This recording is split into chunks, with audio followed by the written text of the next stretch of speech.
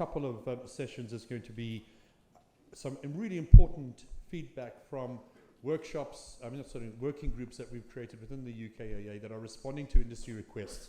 This next one is on data sharing, and the chair of the data sharing working group or committee is Sogul, of course, from Way of Life, known to many of you, and has supported our partner in doing this important piece of work is Dataloft, and Malcolm Fordsham is representing there. This initiative really is about creating an understanding of the operational information that we have and using that to inform the industry and to advance the industry. It's a collaborative approach with a number of people, but rather than hear it from me, I'd like to hand over to Sogul to talk us through the rest of it. Thank you very much. Thanks, Malcolm. I promise you, if the room is quiet, it's not because of me. There is a storm going on out there. So, thanks a lot, everyone, and thanks to Brendan for the introduction. So my name is Sogul. I've been the chair of UKAA Benchmarking Committee, which I've mentioned to Brendan, only time will tell if I was brave enough or fool enough to take this responsibility. Obviously, there was a number of reasons for us to have this project overview. There were like two key goals for us, is obviously making sure, can everybody hear me? I'm moving and I think that you might not be hearing me well.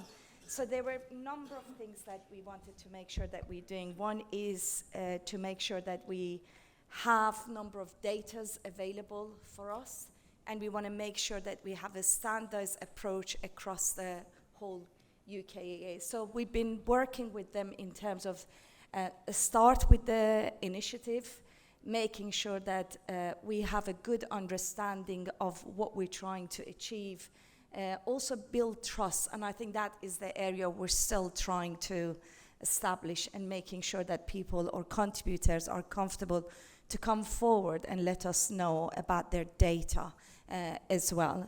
So the building understanding and bringing everyone along, and I heard Tracy in the room also trying to recruit. Tracy, I'm doing exactly the same for this committee. And then creating a standard, and it's more about taking baby steps.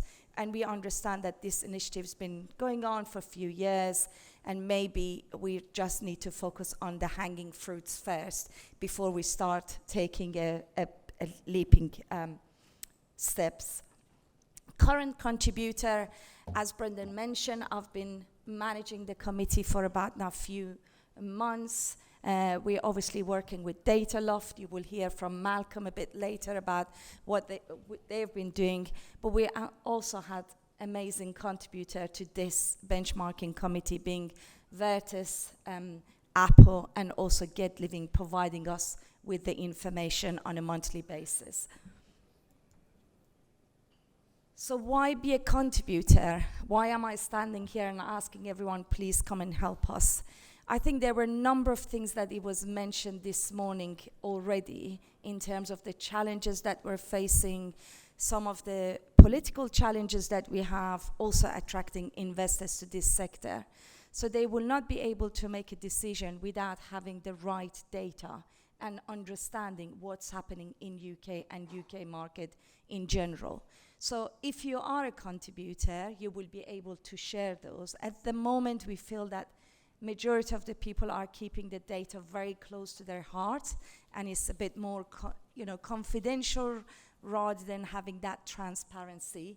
And they are fragmented database. So what we've noticed at the first or second session is that the way that we approach things, or even the KPIs or the description behind KPIs, is completely different from one organization to another. We just talk about avoid, occupancy. These are basic things that we do day in and day out. But still, when we ask people, how do you measure this? The way that they measured it was slightly different as well. I've already covered the discussion around having a investors coming forward, and also informing the government.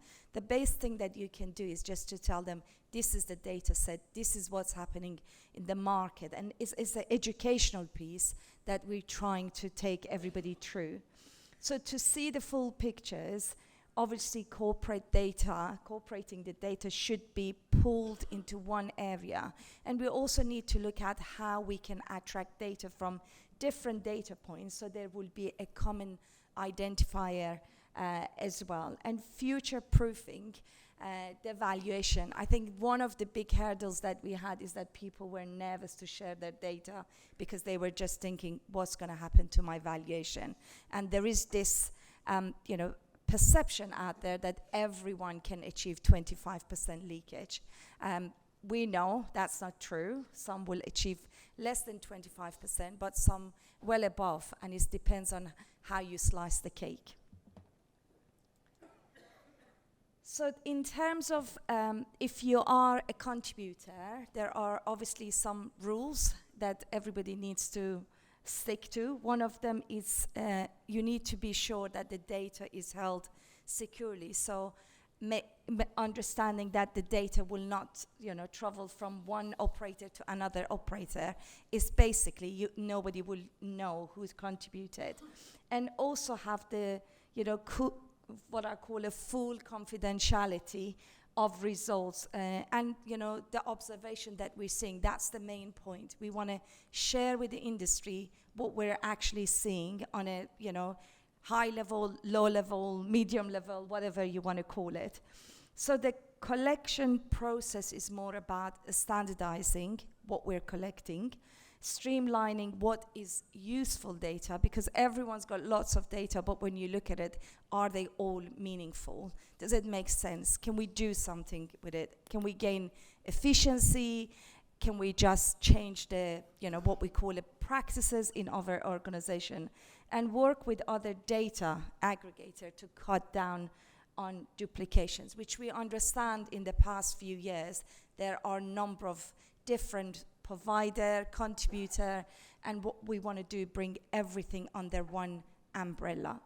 So I promised Malcolm that I will not take a lot of time, so he's got more chance to explain what he's been doing in the past few months with us. So with saying that, I would like to hand over to Malcolm to say a bit about what we've done in a relatively short space of time.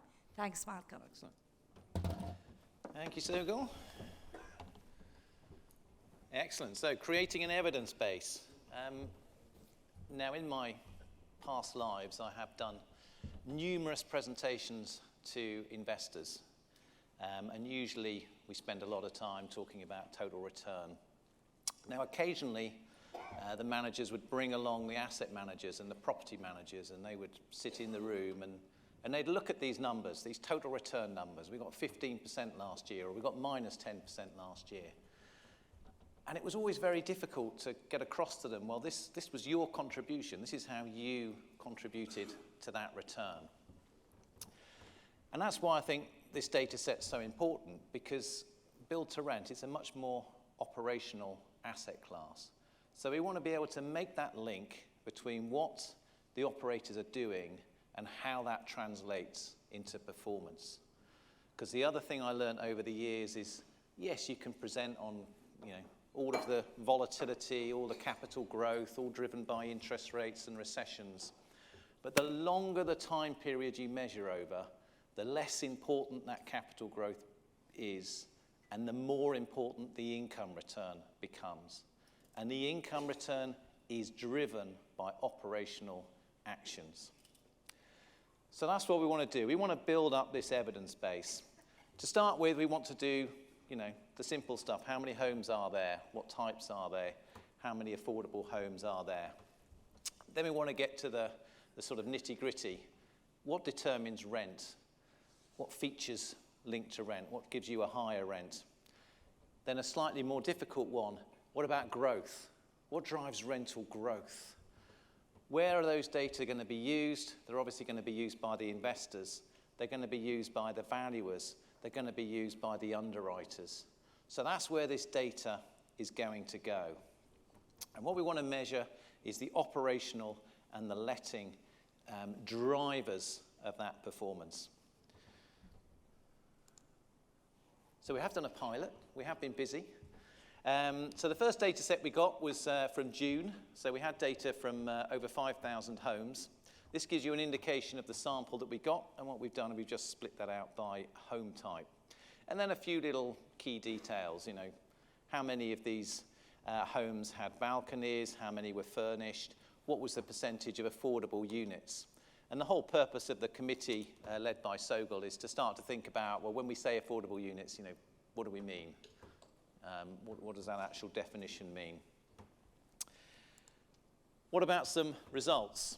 So the first results are basically static results. So we can basically look at, well, what was the rent? And then let's have a look at that rent per square foot, and then let's have a look at how that varies for different home types. And we can slice and dice that in various different ways. But the simple way that we've done just on this chart here is we've just looked at the average rent for different home types. So studios, 1-bed, 2-bed flats. And when we look at that on a per square foot basis, we see this nice relationship. So you're getting a higher rent per square foot on the smaller flat types. A little bit more interestingly, when it looks at the occupancy, and we drill down into the occupancy, we actually find that the occupancy is also better on the studios and the 1-bed flats.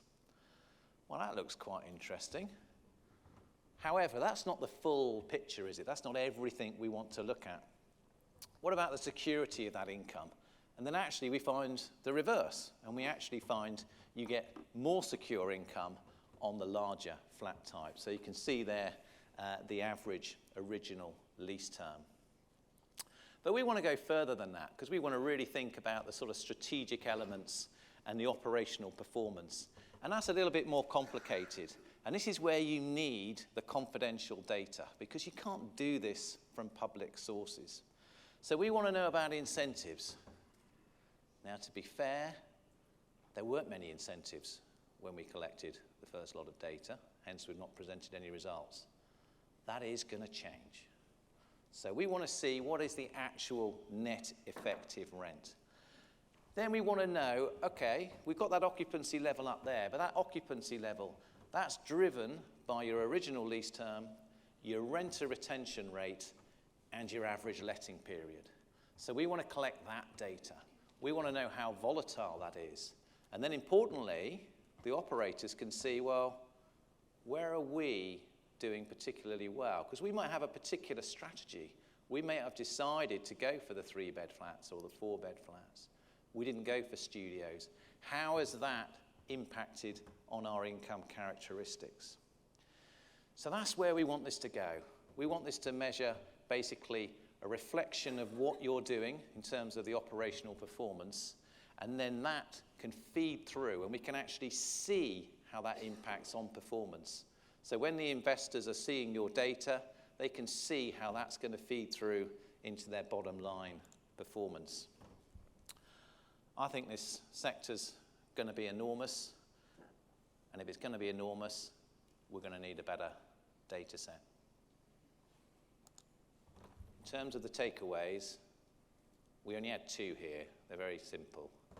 1, we need sponsorship. So if you're looking for sponsorship opportunities next year, please get in touch. Got Brendan's name there, got Sogol, or you can look at me. Not many of us wearing a tie today. One of the other guys was dealing with fire doors, but I know nothing about that, but I can talk to you about operational data. And then we want the contributors. So all of the operators out there, if you're head of operations or you're a head of investor relations, get in touch, be part of the project, and we can build that data set. Thank you.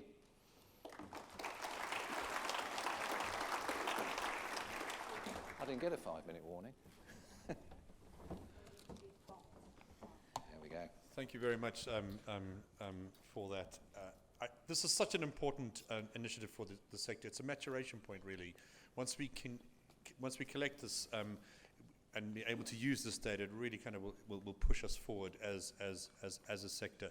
And just to add a little bit to that, the UKAA will be the controller of that data, and hold that independently. So rather than it be held anywhere else, it will be a UKAA sort of owned and managed element. So we do put our wrapper around it. But thank you very much to the two of you for a fantastic presentation. Please do support it.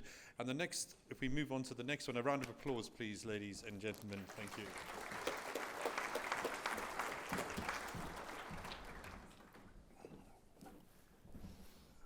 Our next one is another initiative, again requested by members for the members, which is looking at whole life costing in build to rent. And this is not just a function of the operational brief starting to inform, or the OPEX informing the CAPEX, although that's happening as well. This is looking at the wider picture, the circular economy, the journey towards net zero. We already heard this morning that it's a majorly important thread that needs to run through everything. And I'm really, really pleased that the suppliers committee in the UK has taken on this challenge of coming up with a whole life costing model or platform for our industry to use, which will be specific to ourselves. So without any further ado, I'll hand over to Ian Murray, who is going to present to you today. Thank you.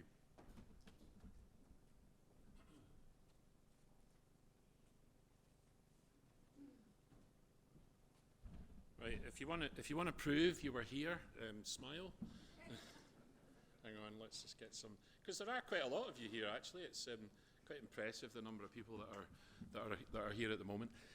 Ian Murray, that either is followed by, oh, not Ian again, or, oh, good, I like Ian's presentations. So today's slightly different. It's a bit of a report on what the Whole Life Cost Hub has been doing. And it's something I feel very, very strongly about, and we'll go into why as I go through this. So the initial work of the hub was presented at the Expo earlier this year, where we went through what was quite a comprehensive run-through of what whole life costs were about, and we highlighted a case study, and we presented a lot of information there, and at the same time we sort of called for a bit of action. So I'm kind of going to describe what's happened between then and now. For the benefit of those that didn't see that, just to kind of go through the loop of whole life. Whole life starts with the capital cost of building something, which includes design costs, then the procurement costs, installation costs, then the operational costs, then the maintenance and the upgrade costs, and then the downtime costs, and then you go back to the beginning where you have capital costs again. And typically, we kind of look at these over 30 years, and the reason that we look at them over that time frame is because most components that are replaceable fall into a time frame of that sort of ilk. So if somebody shows you a life cycle model that's 5 years, then it's not really a life cycle model. And I would say even up to 15 years is probably not a life cycle model. It really needs to get into 25 years and up to 30 years plus, because major mechanical and electrical components need to be included in that, and they tend to fall within that cycle.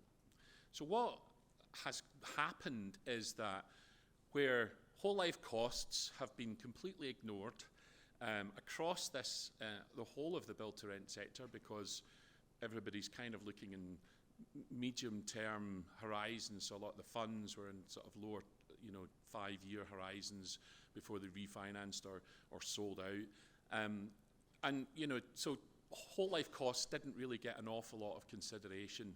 And it's a bit of the SEP, somebody else's problem in the future. The catalyst is that ESG arrived. And I know everybody's got kind of ESG fatigue, and that everything has now got ESG. There's tons of greenwashing going on, and everybody says that they're doing things and aren't doing things, or are doing things. But I think generally the momentum has shifted, and that environmental and social governance has really emerged into the whole development cycle and the operational cycle of build to rent. And not just build to rent, obviously other sectors as well are taking much more cognizance of it. So ESG has sort of landed in the middle of what was the previous equation, which is this OPEX, CAPEX, and life cycle. So that was the triumvirate of 3 things that you needed to consider when you were looking at life cycle modelling. If you add ESG into that mix, all of a sudden the focus becomes more clear, less blurred. And actually that catalyst has meant that now we are seeing, you know, a huge momentum behind examining whole life costs and ESG in the development cycle. So I've just gone through a process of putting a planning application in for a project in Glasgow, where we calculated the existing embodied carbon of the office building we were going to take down. We calculated the whole life carbon of the building that we were going to put up, and that gave us a total carbon calculation. And we proved as a result of doing that it was actually going to be lower in carbon, taking the old building away and putting a new, more efficient and more energy conscious building in its place. And that became actually something that Glasgow City Council are now asking as a first question to anybody that turns up and says, I'm just going to knock that building down and start a new one.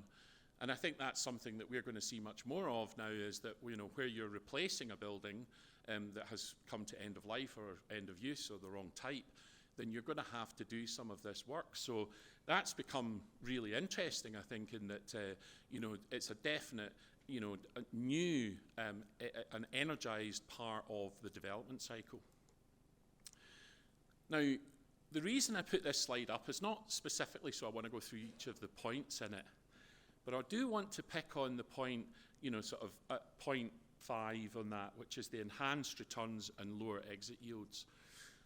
Now, some people will talk about it as like a green premium or a brown discount, as I've heard it called as well. In effect, funds who are our investors and ultimate owners of the assets that we're all going to build and develop over the coming years have an almost requirement within their capital deployment to meet ESG standards, because their investors into their fund are requiring them now to consider the ESG element of it. So we're seeing projects now that we can almost predict will have a higher value in the future because they've been environmentally and socially and consciously put together. And those buildings that haven't are definitely not going to meet the same valuation calculations. So it's actually incumbent of all of us from a development and operational perspective to really think about how we procure and operate and then life cycle our buildings, because it is going to be part of the demonstrable valuation that we're going to receive for that building in the future. So it's incredibly important that we look at this. One of the things that we put up in the last presentation, in a slide that I just loved, was the David Phillips slide, which was about the replacement of furniture at the Get Living project. You know, as most of you know, Get Living, East Village, Olympic Village has got quite a long life in it now, and they were replacing a huge quantity of the furniture. And there was an enormous exercise about recycling and reusing a huge amount of the furniture, because, I mean, ultimately the frame of a chair or a sofa, perhaps it's just the fabric or the, you know, something else that needs replaced, not the whole thing. So there was and that I thought was a really great example in use, a case study that we highlighted at the time. So, action. Everybody today here has got the clapperboard out and saying we need to take action, and you are all the people that need to take action with us. So I'm not going to be any different from that. I'm going to call to action here. So we realised that what we need to do in order to energise people's ability to understand what to do was to start gathering case studies so that we could show what other people had achieved while they were doing their developments and operations. And that is really one of our main objectives over the next sort of 12 months as the Whole Life Cost Hub, is to gather these case studies and publish them back to you so that you can use them to inform how you go about your day-to-day business.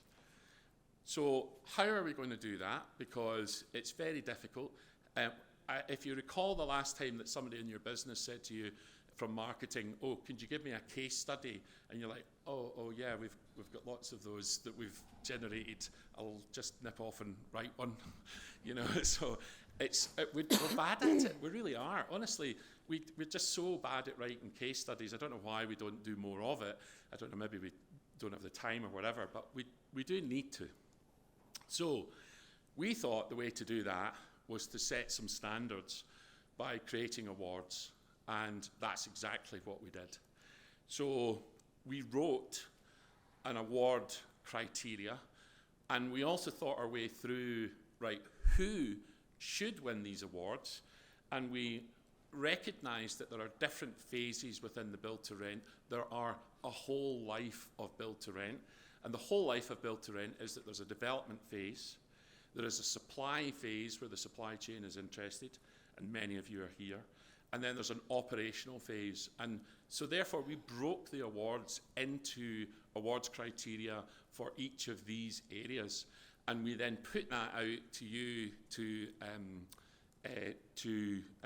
submit your award entries. We assembled a very learned panel of judges, clearly led by the most learned one that we have, Brendan, and Alan Ritchie, who has been the head of Semperian's SPV, which owns most of the PFI projects in schools and hospitals. They have had 30-year life cycle models running for 30 years, so clearly an expert. And then Max Green, who is 5 minutes, yes. Max Green, who is also at the Swansea University research looking specifically at whole life. So an independent panel of judges that could do the awards. So we're excited about that. Tonight those awards will be handed out. However, there was a very, very small number of applications. So, and it's a huge disappointment, I think, generally. It's exciting in the fact that we've created the awards, exciting that we're going to give awards out, and it's exciting that we now have this platform going forward. But we really need to look to 2024, and we need to generate some momentum behind this time next year, me not standing here saying we've had a small number of awards or a small number of entries into the awards. So our objective, and this is our takeaways, we are going to write a green paper, and we are going to publish that green paper, and that is going to be based on the case studies that we collected for the awards that will be handed out tonight, and any other case studies that we can get hold of. They will cover the development phase, the supply phase, and the operational phase, and we will consult with a number of you in the room to see whether or not we can gather more information. And by the Expo next year, we will publish that green paper. And the main objective beyond that, with your help, I couldn't find any more cliched pointing at you, you need you, gift than on that one. We are asking you, the same as you're being asked for many other different committees, we need to take action. It's not about walking the walk, it is walking the walk and talking the talk, and then gathering that information. So we will do that, and by the time that we come back here next year, we will have published a white paper, which is more of a definitive piece of work in the development, supply, and operational phase that we will then use as awards criteria for next year as well. And please don't wait another 30 years before I become a wrinkly, crinkly old man. And thank you very much.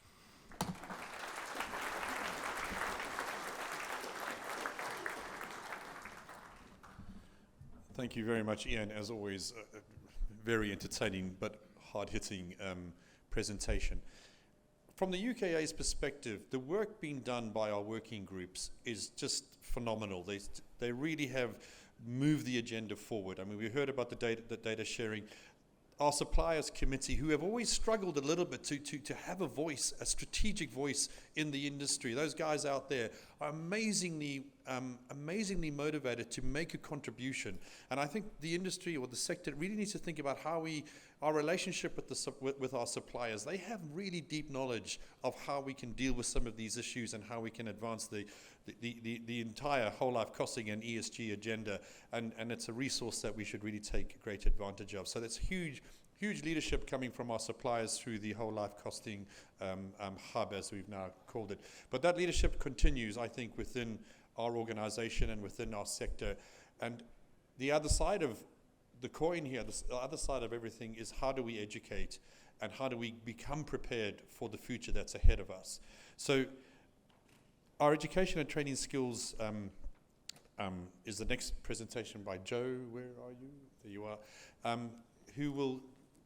We have a number of resources already available to us. It's really, really important that we use them, but I'm not going to say too much about this. Can I welcome Joe to the stage, please, everybody?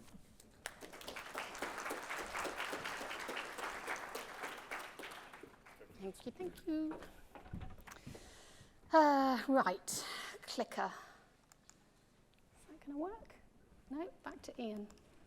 Okay, me. Okay, right, fine. Hi, everybody. It's great to be here today and to have what is actually a big opportunity to address you all as a collective. It's fair to say I've been a bit of a disruptor and petitioned quite hard for this session. I did a breakout session last year, which was great, and people came to that, but this is much more about kind of talking to you as a collective. So I'm here in my capacity as chair of the joint IRPM and UKAA Education Committee to give you an update really on the work that we've been doing and perhaps, well, let's see, throw in a few challenges along the way. So, I don't know if I can read it better without my glasses. Yeah. For quick context, in case any of you aren't aware, the committee is responsible for the only professional qualifications for the build-to-rent sector, with both an entry level 2 and an advanced level 4 course on offer. The level 2 course should be a basic requirement really for anybody responsible sort of working in a resident-facing role. Provides a real solid foundation of knowledge for build-to-rent management, as well as critical sort of health and safety and regulatory compliance awareness. The level 4 course, this is the advanced qualification really for all on-site staff, working in any areas with resident and building safety, and covers all elements of build-to-rent property management in depth. So that's kind of what we do. But before we start, because it's never an enviable task to follow Ian, and it's kind of post-coffee break, it's pre-lunch, it's mid-morning lull, I thought we'd start with some fun facts. I think it's, it's fair to say this is probably not content all of you are wholly invested in, so I'm going to warm it up a little bit, and I'm going to go in with some fun facts, just to make sure you're all back in the room. Did you know it is physically impossible for pigs to look up to the sky? I didn't know that. I found that interesting. This is a bit gross. Did you know that wearing headphones for just an hour increases the bacteria in your ears by 700 times? That's pretty grim. Did you actually know the Eiffel Tower gets taller in the summer? Something to do with thermal expansion, but the iron heats up and it can actually increase in height by up to 15 centimetres. Fun fact. One for Leslie here. Did you know that Australia is wider than the moon? True. Google it. Here's another fun fact. In the 2018 PRS review, directly off the back, by the way, of the issues that Tracy covered, the issues that were raised by investors in the 2012 Montague review, the build-to-rent sector made a promise to government that it would set new standards and rise above the private rented sector. A big, bold statement. We did that, right? We delivered, I think. High-quality private renting, all the points that Tracy mentioned, better service to renters, including dedicated repairs services on site, concierge, purpose-built accommodation to a high standard. We've nailed it. We've done it. We should be very proud of what we've achieved. But another part of this promise was that we would ensure all staff working within the sector were professionally qualified. Oh dear. The government, by the way, still believes we're making good on our promise. It's a bit awkward. We'll move on quickly, shall we? So, I have a bold and potentially controversial, Brendan, not controversial at all, question for you. Are you qualified to be here today?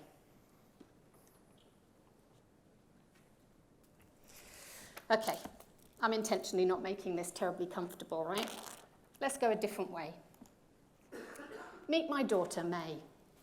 I'm glad she's not here today. She would kill me. I did pick out the most intentionally embarrassing pictures. When May was born, she was brought into the world by a professionally qualified person. When she went to school, she was taught by a professionally qualified person.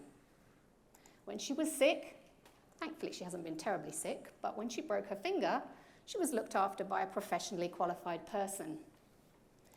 When she moved into her build-to-rent flat 6 weeks ago, there's not a professionally qualified person in sight. So, perhaps the bigger question for you today, are you qualified to look after my daughter?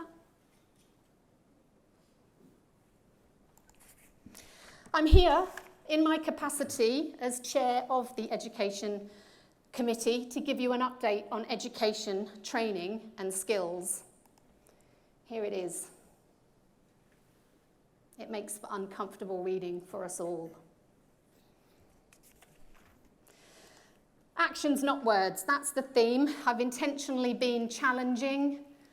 I've intentionally been controversial. Let's not wait. As Amanda attested, as Tracy's talking about back in 2012, we talked about this stuff. Let's not wait for it to be a mandatory requirement, which is coming imminently. Please take the time today to go and speak to Malcolm, who has the IRPM stand out the back, and find out what these qualifications are all about. Find out what it is that makes them relevant. Find out how you can get your staff enrolled on them. As an industry, let's have it front and centre of the code of practice, and let's make good on our promises to rise above for government promises and also for our residents. Thank you.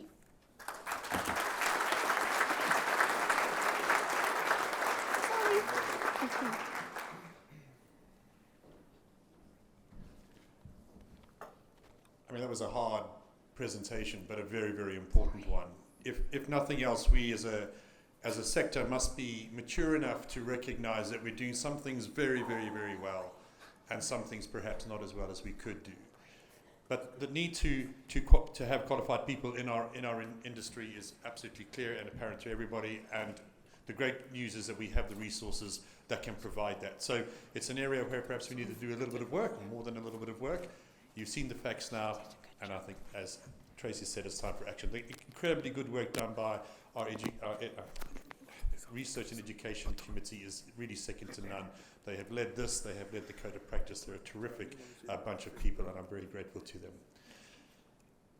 So now we move on with the rest of the agenda, which is to look at another very, very hot topic in build to rent. It's amazing how popular this area of the build to rent sector is, with all sorts of contributions coming into it. So to discuss this, we have a very high-profile panel. Unfortunately, we've also had a few storm casualties who've not been able to get here today. Catherine Pennington from Countryside has not been able to come, which is a real shame, because we really did want to have the home builder represented in the conversation.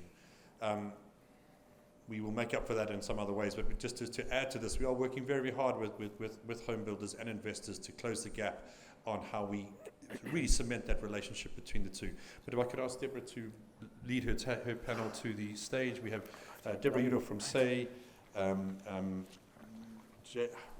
David Reed could not join us, and I know you could join us. There you are. Sorry, yes. Tom Willows from Wombledon Dixon, and Jonathan Ivory, of course, from Package Living and part of the board of the UKA. Thank you very much. Deborah, over to you. Afternoon, everyone. Thank you for joining our panel. As Brendan said, we are Catherine down. All trains were cancelled from where she was coming from, which is a shame, because she was really going to make a very positive contribution, but we've still got a very good panel here. So the topic is single-family housing, And really we're going to focus on what's needed to create a long-term sustainable supply of single-family housing to deliver a mainstream investment class. And we've all seen a quick, a relatively fast start into the sector and a lot of interest. But we're going to explore what the challenges and opportunities are and what the industry needs to do in order to make this a long-term opportunity rather than a sort of flash in the pan.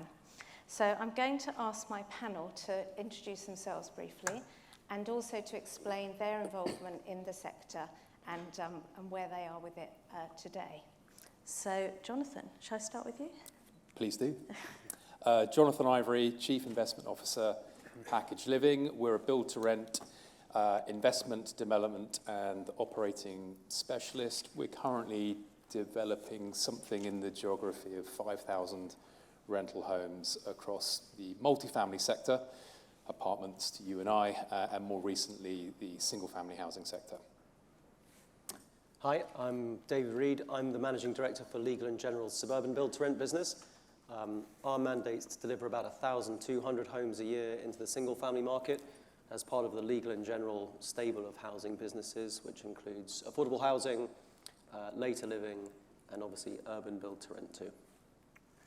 Hi, Tom Willows, partner at transatlantic law firm Womble Bond Dickinson and lead for build to rent, both multifamily and single family. We have a large multidisciplinary team across the UK, very busy in single family, acting for a number of investors and developers, but we also have a large house builder practice, which gives us a really useful perspective on that market. Great. So if I just set the scene, which I'm sure everyone knows about. So we know that the sales market has slowed down. We've seen the withdrawal of Help to Buy. We've seen interest rates rising and the knock-on effect on mortgage rates. And this has really created a never-seen-before opportunity for single-family housing with a number of house builders and developers looking at the sector in a different way. So my question is this a never-seen-before opportunity? And is it, do you see it continuing, or do you see it as a sort of a moment in time? Jonathan, I'll start with you. Oh, stop picking on me. I won't start with you all the time, or on you. When we got into the sector 3 years ago, we were trying to figure out why this had historically been a hard nut to crack.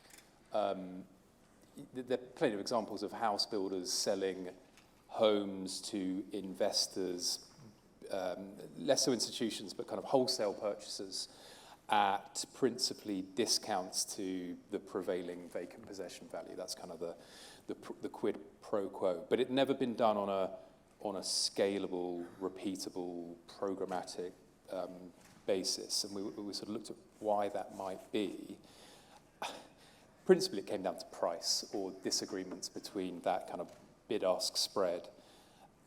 What's happened in the kind of intervening 3 years is the rental growth has caught up with house price inflation, which is now falling, to narrow that bid-ask spread and has made possible deals that have occurred. So I think there's something like 9,000 single-family homes kind of up and built in operations, and God knows how many thousands kind of bringing up the rear. It's simply a acceptance amongst the investment community that this is a good place to deploy capital, and that nut has been cracked by forming kind of partnership relationships with house builders throughout the UK. So here to stay. It always existed. It's becoming more institutionalized. We're at a point in the cycle where house builders are more motivated to do these deals than perhaps they otherwise were because of the fall in sales rates. So, in the go-go days, it might have been kind of one a week or more than that. I think national average is kind of 0.25 sales a week now, which is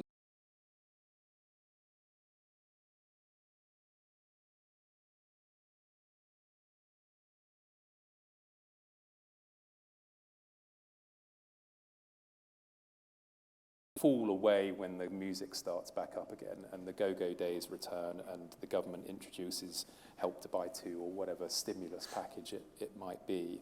But there's an increasing amount of delivery partners, house builders, partnerships for whom this is a viable, legitimate kind of business plan now. And particularly house builders that are delivering tri-tenure solutions on sites. So they'll continue to build homes for sale for retail, consumers, owner-occupiers, affordable housing vis-a-vis the Section 106, and now PRS, build-to-rent, single-family housing, whatever you want to call it, has a place within those larger master plan communities. And I don't see that abating. If anything, I think that's going to increase, which is a good thing for additionality and the growth of the sector. David, do you agree? Yeah, look, Jonathan's put it well. For us, we haven't grown as fast, honestly, as we'd anticipated to. So for us, we're probably at about 1,000 homes a year. I think the opportunity right now, to go back to the original question, is enormous for this sector. This sector should be growing through this period. For the next couple of years, it really should be, in the politest sense, making hay while the sun is shining. The cash flows that sit behind it, all the sort of the rationale, if you were an institutional investor, is a bit dull. It's boring. It's meant to be a stable business that just drives cash flows to long-term patient capital. And obviously, the capital that both Jonathan and I represent is that capital. So for us, this market is absolutely appropriate. The timing is challenging, okay? So for the past couple of years, it's been a difficult market, as John has said, quite rightly. But I think the institutions that sit behind it both have and need to have the patience to continue to invest through this cycle and through the next one. This is meant to be a long-term play for institutions. And I think the market got pretty hot very, very quickly with capital that was perhaps seeking a different investment return for a different reason. That's not what this market's about. Housing is supposed to be stable. The cash flows behind it are supposed to be stable. You could describe it as boring, but of course what's underlying it is so important. Housing is critical infrastructure, and everybody in this room is interested in that. And then you get into what makes it special, what makes what everybody here is trying to do in the single-family market interesting and special. And that's providing better quality service. It's doing all the things that people have got excited about within this market. So I completely agree. The market got very hot, lots of noise about it. I think in the first half of this year, something like £1 billion was traded into this market, which is a big number. I think if you're Savills, you say at the moment that the market maybe gets to a place where in 10 years, you've got up to, I think they've said recently, £25 billion into this market. So if you do the maths on that, they're saying it could be something like 10,000 homes a year delivered into the single-family housing market. What's that as a percentage of overall housing delivery in the UK? It's maybe 4%, something like that goes into the single-family housing market for institutions. That's a meaningful number. Maybe it's 6% of all private sales. Again, it's a meaningful number. So I think if you're a house builder, you pay attention to it right now, specifically because the sales market's weak. If you're groups like us, you look at the macro side and you think we've got to see through this, this period where the maths is tricky because interest rate is high, or higher than it's been, and that's created a problem with the risk-free rate. So I think I'm obviously interested and passionate about the market. It's got a long way to go. It really has only just started on an institutional scale.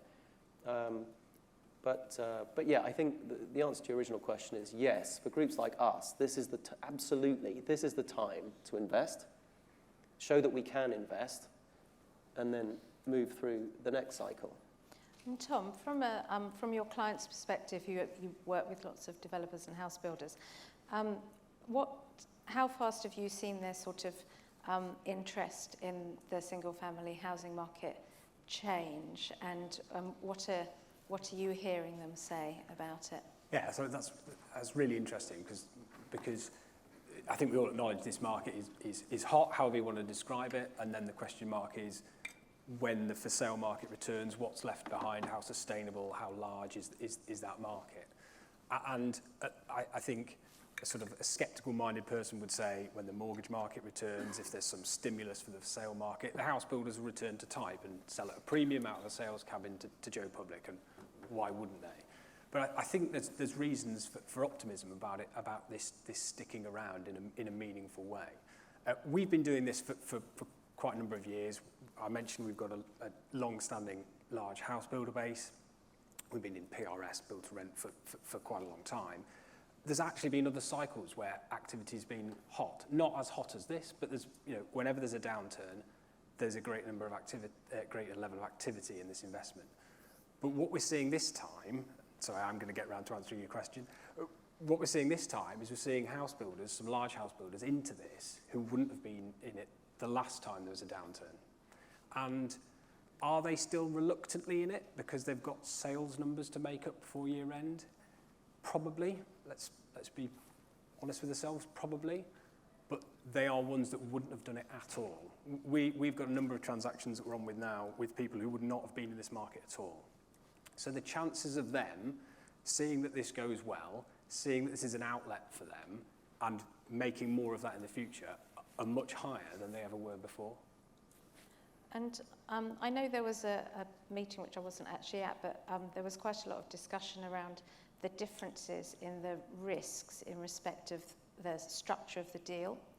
So I don't know whether you want to touch on that, because there are differences, aren't there, and particularly where we've seen risks around construction companies. And so what sort of structures are you seeing? Is it forward funding? Is it sort of a partnership approach? What are you seeing, and what do you think we'll see in the future? Yeah, so I think that I could be wrong, but I think the large majority of the activity in the market at the moment is what you'd call forward commitment.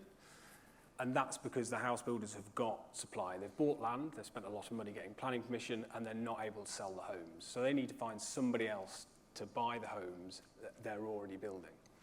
And there's a lot of that activity. Transactionally, that's relatively simple, relatively risk-free.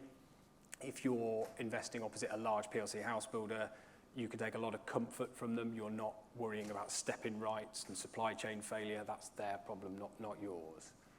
The disadvantages to that are you're not involved at day one in design. You're not involved in placemaking. You're not involved in all of that. You are buying what they're building. If you want to get involved from day one, and all the benefits that brings for placemaking and all the rest of it, and building a community and getting the product you really want, that's going to be forward funding. And that requires a house builder and the investor in this market to partner early. And that's, and Jonathan's done some of that, and other people have done some really good things with that. I think, and others might see differently, but I think at the moment there's much more forward commitment activity than forward funding. David, do you want to comment on that? Yeah, I think that's right. I think it's de-risked, so forward commits right now in this market, absolutely, that's a trend. I think forward funding becomes more of a trend in the future. I think not to forget developing directly for yourselves. There are some developers, some investors, we're one, who can actually build for themselves. And I think that becomes another part of the market in future. It's not the volume sector of the market. The volume sector is national house builders ultimately delivering the stock into this market, the thousands of homes that the investors do want and I think will need. So yes, I mean, there are lots of different ways to slice up the risk, and we all have a good bun fight about who's taking what risk. But I think forward funding and forward commits is very traditional. It's very institutional. From a product perspective, I think the house builders, those that have turned the ship more towards single-family delivery, start to deliver just naturally better and better products into this market. As the investors tell them what they want, and then they understand it and deliver it. So over time, that will evolve naturally, I think, anyway, to get to a place where you've got a good cross-section, effectively, of different types of product that's suitable for the different sub-markets within this market, different price points. So I think it's just, it's about having a bit of patience with the house builders, also with the house builders having some patience with the investors, so we don't all fall out with each other during a difficult period, and we carry on. But that goes back to the market evolving and getting to a place where it is much more significant for everybody involved, including the government. Nice pick up on that. So of the nearly 500 million of equity capital that we've deployed or allocated to the single-family sector now, 100% of that is forward funding. That structure works for us, to Tom's point about, being involved and being able to inform the kind of the design and the specification at a point where that's still possible. We make a lot of choices with regard to specification that are informed by sustainability. So that solves for that problem. It also is supposed to delineate the, you builder, me investor, risk buckets, i.e., we'll take the operations and lease up risk, you house builder take kind of planning, development, delivery risk. The problem arises, in our experience, where, particularly if you're agreeing deals on a subject to planning basis, where the spade, you cut the deal, you exchange, and actually the spade doesn't go in the ground for another 12, 18 months. In that period, and this has been acute, certainly 18 months ago, during periods of build cost inflation or just inflation, where the price that was agreed 12, 18 months ago is no longer the price because it can't be delivered at that price, at least not viably. And then you have a problem.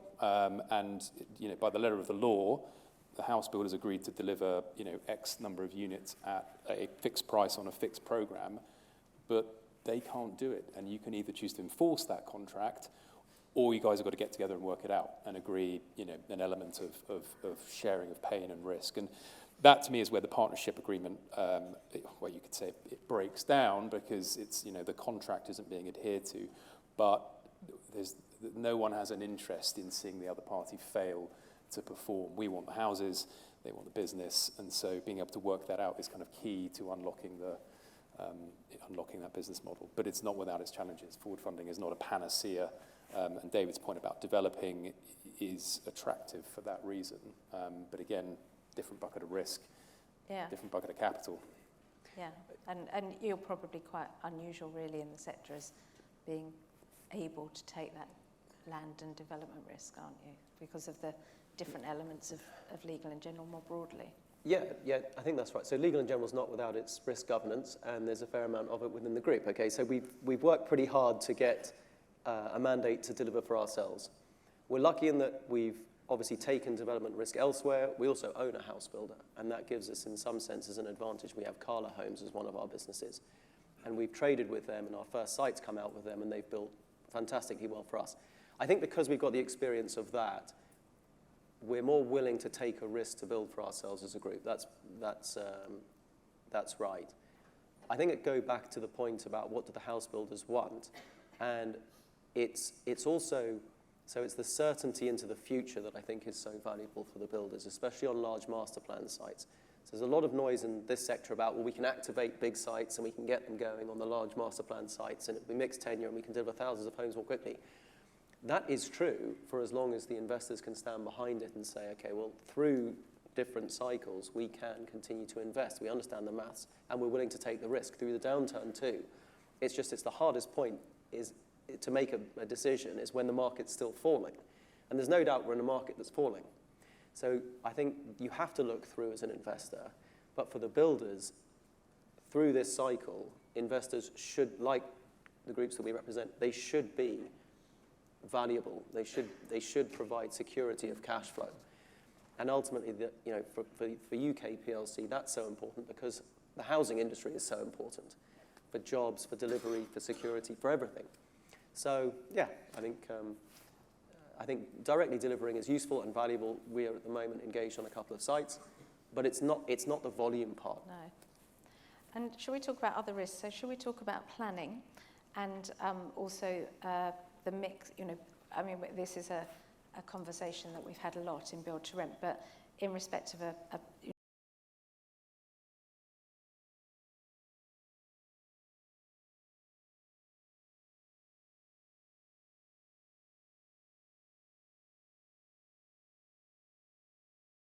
and discount market rent housing, and it was seen as a sort of benefit and a curse. I think, was that you, David? Yeah, so one of our sites is at North Horsham, and North Horsham is a site that we have will deliver about 2,700 homes roughly. And in the 106 agreement for North Horsham is the provision for us to deliver build to rent, effectively single family, suburban build to rent. So we'll do that, and it's the only time I've ever seen that as part of a 106 on a planning agreement. But it can't be, I assume, the only one. And if other local authorities are looking at their land banks and their needs, their local needs, and saying, well, what do we think people in our wards need? We need more private housing, we need a lot more affordable housing, but we also need rental private housing. And they've designated that on one of these sites. I imagine that may be something to come. Jonathan and I have talked a lot about, would it be good for that to be regulation and planning regulation that might restrict us, and then the tenures and things. So it works both ways. It would drive supply, but also putting restrictive covenants onto these sorts of schemes hurts as well. So it's a benefit and also Could affect value. Could affect value. Yeah. So do you want to comment on that, or we could go on to the only to say, it's the cake and eat it approach, isn't it? You both we want a build to rent tenure in order to kind of increase our footprint and scale our businesses, but we quite like an exit, and an ability to break that up. Listen, on a personal level, I'd probably vote for a use class. I think I was in the use class camp in the multifamily debate, a decade ago, but that's not the house view, and it's certainly not our investors' view, and it's probably not the lender's view, and I don't think that will ever get settled anytime soon.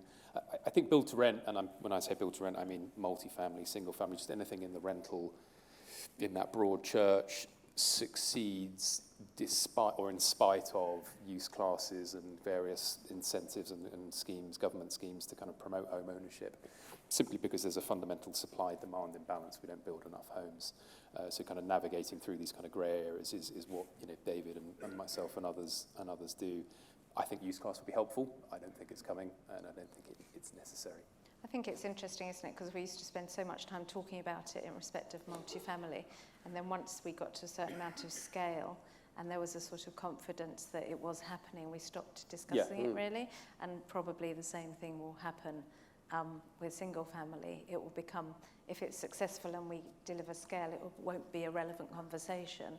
But I can see for local authorities why it could be, in a way, an almost more attractive proposition, because there is a lack of rental housing being delivered into housing, whereas there was a lot of rental housing being delivered not through build to rent, but through overseas investments. So it is slightly different, I think, for local authorities in certain areas. I think the thing that would be a useful adrenaline shot in the arm would be an acceptance of the discount market rent tenure within the kind of the suburban planning authorities. There's very little kind of evidence or education of it, and therefore, it's either owner-occupiers, affordable housing, whatever shape that takes, and kind of PRS, which is no different really to owner-occupier housing from a product type and use class. So an ability to operate homes at a discount market rent, affordable, small A, would again be useful for the kind of the continued growth of the sector. Institutions, that's something they could get behind because they're doing it in the multifamily space. That's not controversial to say that. So shall we move on to regulation? And I think it's probably likely that we'll end up with a Labour government. They've sort of stepped back a bit in respect of their approach to regulation. But what do you see happening? What would you lobby for if you were sitting with Angela Rayner now? Do you think it will become? Do you think there will be local regulation, which I know is something that's being also discussed, so particularly for London, which isn't so relevant for single-family housing, but if you could sort of look, which Tom, do you want to start? Yeah, look, it's a more regulated sector than it ever has been, and I think that's the direction of travel. For most of the clients that we speak to, I think regulation is quite a welcome thing. So regulation isn't just about rent control. So if you put that to one side, all the other aspects of regulation is a good way of the sector distinguishing itself from amateur landlords. It's a good way to build trust and confidence in the product and all the rest of it. And so generally I think that's quite a welcome thing. Rent control is more difficult, I think, and it will undoubtedly have an adverse impact. And I can't think of a way that you can set it that isn't going to do that. And I think we've seen in Scotland, it's had an impact that's pretty obvious. And so I don't think there are many people advocating for rent control. The better thing, in an ideal world, is to have a much greater level of supply and let the market dictate. And that might sound very capitalist, but obviously at the moment we've got huge rental growth, and might sound counterintuitive, but I suspect that's not terribly helpful for the case. In all honesty, we want rents to be in the right place for it to be a supportable industry. So I wouldn't advocate for rental control, but all other sort of reasonable regulation, I happen to think is probably a welcome thing. Yeah, so rental control exists, so pick up on that. I think rental control exists in many other European countries and works pretty well and efficiently. I think you go back to the boring part of cash flows and long-term income, and that's what we want. If it's linked to inflation, if a control is linked to inflation, so if it's a CPI plus 1 type event, then broadly speaking, I would imagine investors can get their head around that.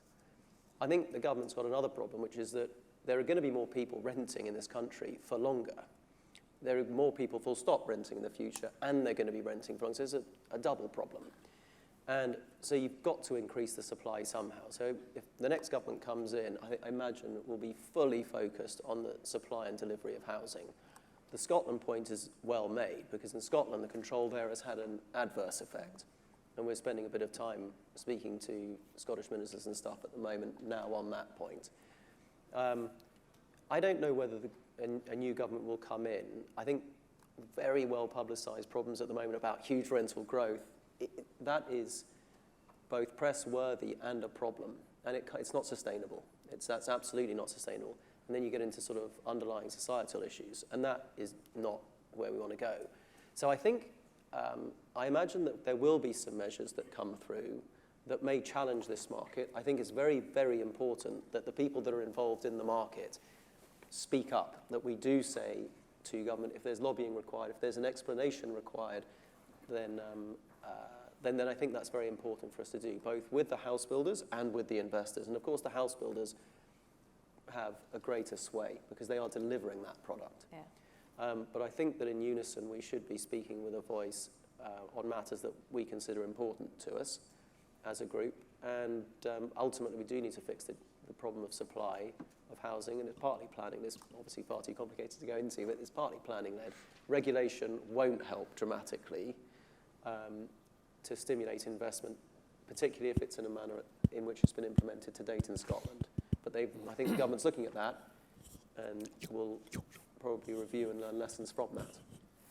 And Jonathan, do you want to comment as well on the whole question of rent reform, but also whether you think it has been damaging to the perception of the sector to see such significant rent increases and a sort of challenge for the sector to present itself as a viable housing option for working people, not affordable, but servicing a broad section of the market.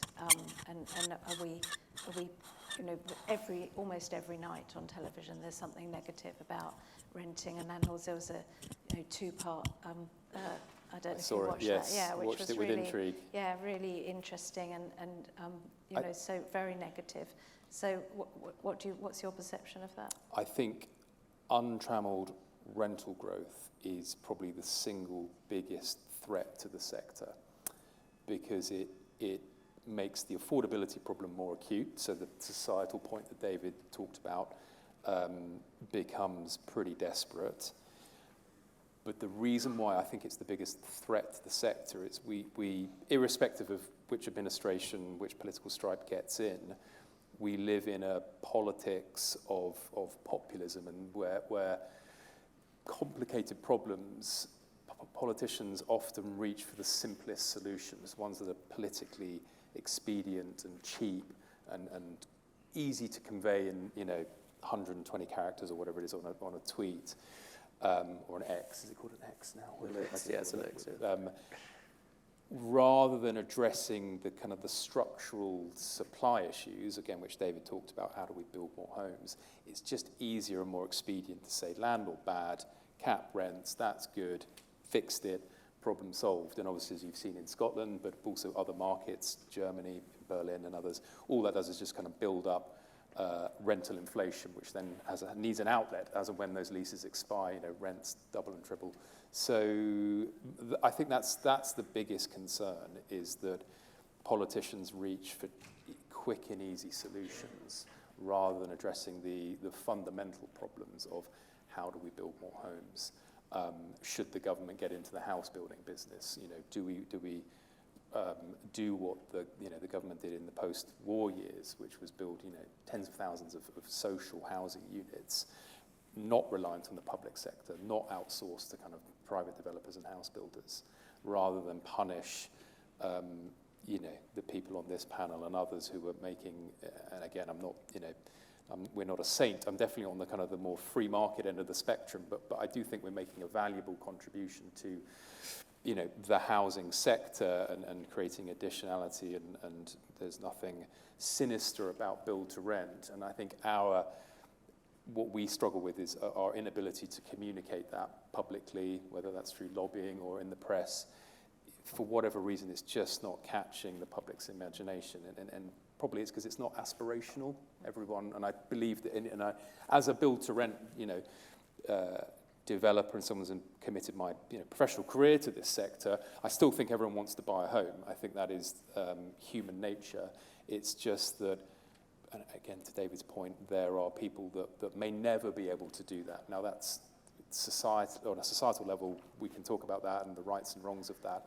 But if we accept that that is the fact or a case, then it's incumbent on people within this room and in the wider sector to do what they can to make the professional sector fit for purpose, good management, appropriate specification. And regulation is okay to an extent, but it's important to distinguish between regulation and control eye-capping rents, because that just has the opposite of the desired effect. And politicians are really bad at explaining that to the public. Yeah. And I'm conscious of time, and you have to give me one of your action.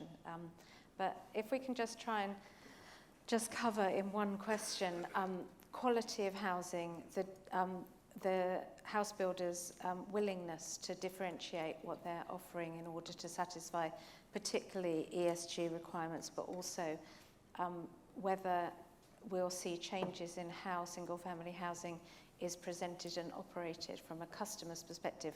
Will the sector be able to differentiate what the offer is along product, customer offer, operational sort of excellence? Tom, I don't know if you want to answer from a house builder's perspective. Obviously, Catherine's not here, around the willingness to deliver a different type of product. Yeah, I mean, designing a house type might sound like an easy thing to do. It's a huge piece of work for a house builder. It's a really big piece of work for them. So a lot of the transactional activity we see, people are buying, obviously, existing house types. We have been involved with and seen people do that, investors, and RPs as well, alongside house builders, work up a type of house type and specification that's theirs. But it's broadly something or a combination of things the house builder is already doing. Now, the house builder will do that. They will do that if they think there is a ready line of buyer for them. So if they get the confidence in the sector and a partner that if they build this, somebody will buy it, and not necessarily at a huge discount. The point with that is, do we need to be looking at, are there design improvements that improve the life cycle cost that then improve the value of the property on day one that is then factored in? I think without that, I don't think a house builder will be terribly motivated to do something different. Yes, they will give you the specification you want from the range of specification they offer at your cost. Yes, they will give you the correct EPC rating. But in terms of anything more sort of adventurous, ambitious than that, there's going to need to be the sector putting its hand in its pocket, I think.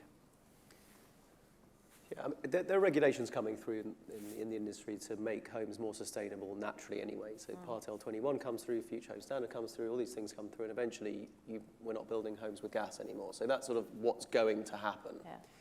I think from the investor's perspective, one of the smartest things I've heard recently was at a do where a lot of people that were pretty, I suppose, capitalist, for want of a better word, and interested in returns and there was a debate about sustainability, and one of the ladies at the do said, no, it's pretty simple. Sustainability is future profitability. And it's a phrase that I think about whenever we talk about it, because it's sort of the social profitability and also the financial profitability. If you have both and you agree with that sentence, then you do it. And that will stick with me. So I think from our perspective as investors, more of the investors that I compete against, or that we as a group compete against, are interested in more sustainable homes they invest into. Not speaking for Jonathan, but you're one, right? And I think that's both great and right. So I think that for as long as we as the capital are saying we need more sustainable homes because it's profitable on those two counts, then we can write a check and pay for it. Great. I think builders naturally will deliver more sustainable homes because they're being told to. Yeah. So that's good. It goes back to the question of how many homes are being developed. So it's the quality and the quantity, and you've got to have both. So I think for this sector, there will be a drive into sustainability. I think for the industry as a whole, we are driving towards it. Some people would argue we need to do it more quickly. There is a debate around EPCs being the right measurement and how everyone looks at it, and that's the right debate to be having, because I think we've got to get a better grip on the way that we all measure sustainability to improve it properly. Yeah. I might have to stop you, Jonathan, Okay. and just ask the last question. You can just say, I'm going to ask a question. You can just say Shall I what just you were say going to agree? say. Just say what you were going to say anyway, and that no one will know. But I have to have 3 calls for action, and as there's 3 of you, you can just do 1 each. So say what you're going to say, and then say what your call for action is going to be. So on the sustainability point or the design, it's a question of viability. So I might be able to pick up a pen and draw the best rental house in the world ever, but I probably wouldn't be able to afford it. I wouldn't be able to get the appropriate rate of return because the house builder couldn't deliver it efficiently. The reason they're called house builders is that they're really good at building houses, and there's nothing wrong with that product. And if you want to, the reason we buy homes from house builders is because we want to tap into that efficiency, that integrated developer-contractor model. I can't build homes as efficiently as them. We can't buy land as competitively as them. So we look to partner with them in order to gain access to that product. And then we have to spend a little bit of money kind of to over and above to swap out gas boilers for air source heat pumps or whatever it might be to make them just cosmetically more pleasing or more lettable from day one. And that's okay. That's a fair trade. The product works just fine. So that would be my comment on that final question. To answer your call for action, mine would actually be a call for no action, and it would be, I would plead with whoever gets in, well, with the current administration and whoever gets in next, not to reinitiate some sort of iteration of Help to Buy 2, because, you know, partly that will impede the growth of the build-to-rent sector. If homes are going to owner-occupiers, then by definition they're not necessarily, or in the same scale, going to the rental market. But putting that aside, kind of taking my dog out of the fight, what it does, which is far more pernicious, is inflate house prices, which puts housing further out of reach of those who wish to own homes, and frankly further out of reach of investors like us that want to buy them and turn them into rent. So it has the opposite effect. It's like rent control. It's just pouring kerosene on the fire. It may, you know, empower a few people to buy a few homes, but principally it just enriches people that perhaps don't need further enrichment, and it definitely doesn't deliver more houses to those that need them. So my call for action would be, don't do anything. David? Yeah, I think to speak with one voice to government, as necessary as that comes through, because I do see that as one potential stumbling block for this market to continue to take off. For as long as the political climate is appropriate for it and relatively benign, then I think it's inevitable that this market continues to grow. I think what probably everybody needs is more patience. I'm somebody maybe with less patience. I'm keen that we do get it to move, but I think both the builders, the investors need to have some patience in terms of trying to learn to work with each other and to rely on each other. And at the moment, the market is tough, as we've said. It won't be forever, and you have to look through it. So it's a tough time to deal, but it won't always be like this. And I think this market inevitably grows. Tom? Well, I've sort of got two. I'm going to try and make them sound like one, but I can't help myself, so it's going to be two. You can have two, it's fine. Thanks. So one of the things I get most satisfaction out in the day job, and where we really add value, is we know the house builder world, and we speak house builder, and I'd like to think we know investor, and we speak investor, and we play translator. And they, at times, those two circles of that Venn diagram, they talk different languages, and actually making the effort to understand what people's drivers are, what they mean, what's important to them, makes a huge difference. So, you know, plea one would be, it's good to talk, let's do more of it. UKA has done some great things, been some really good roundtables. We need to up the house builder engagement on it. We need to make a huge effort to get them around that table. And then the second one is, if you're on the investor side, deliver. Because the house builders remember, if they pick up the phone to you and say, will you buy this? And you say, yes, I will. It is really, really important to them that they get it done for half year or year end or whatever it is. And if you do that, they will remember and they will come back. So that's the second one. Great. I was just going to say, you might not want to put your hand up, but we didn't plan this at all. But I don't know how many house builders are in the room.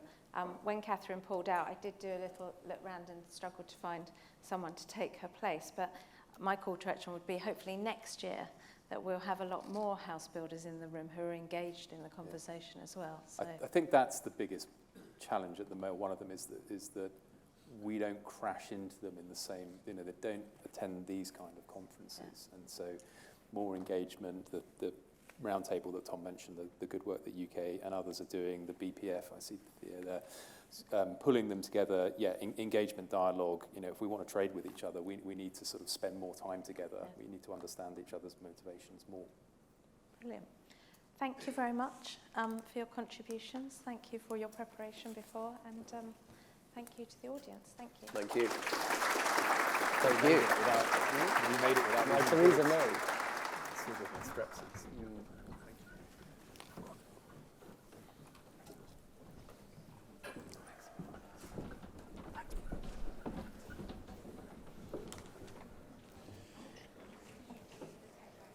Well, that was a good session and certainly set out the landscape of single-family housing. I think what's interesting is there are a number of calls there. There were the 3 calls at the end, of course, which are very important. But this thread is coming through, the call for a single narrative, the call for a unified narrative within not just build-to-rent in urban build-to-rent, but suburban urban build-to-rent is very, very strong. And just to go back to, that's what the code is going to be. We need to start from first principles. We need to establish our groundwork, and then we will move up from there.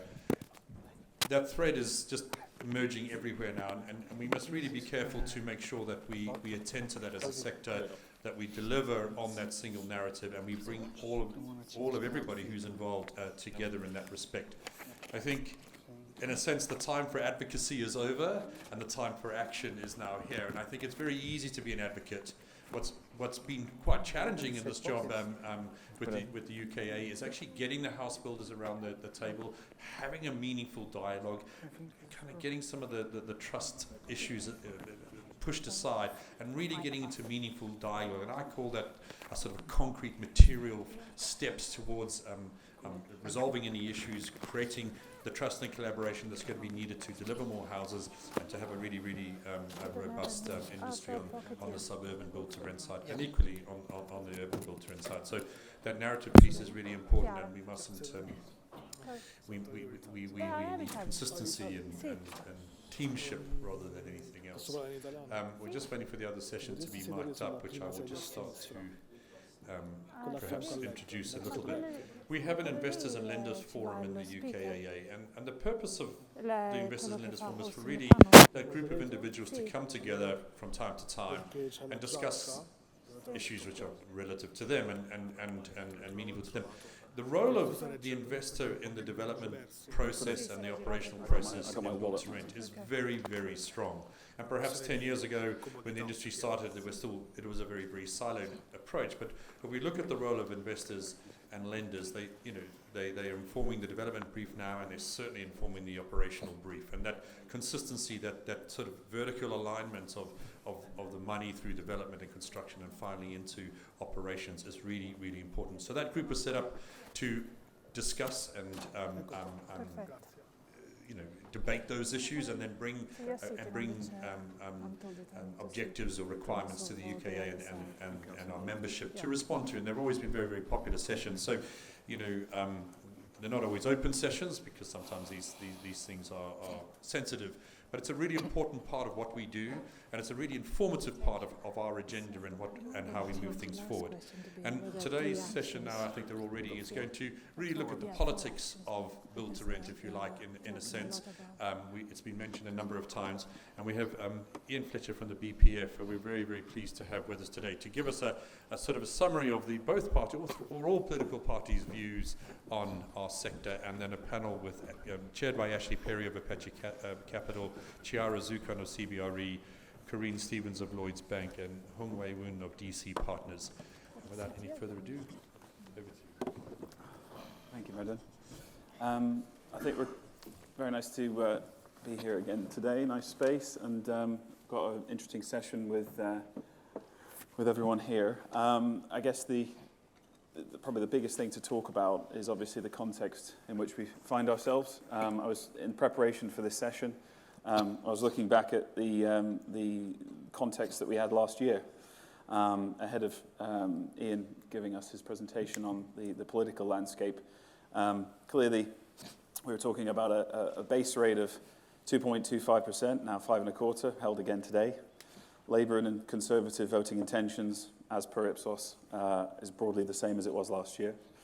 Scotland had only just introduced things like rent freeze, and it was only defined for a very short period of time. And as far as I know, no one had considered that topics such as selective licensing would be influencing operating assets in major cities.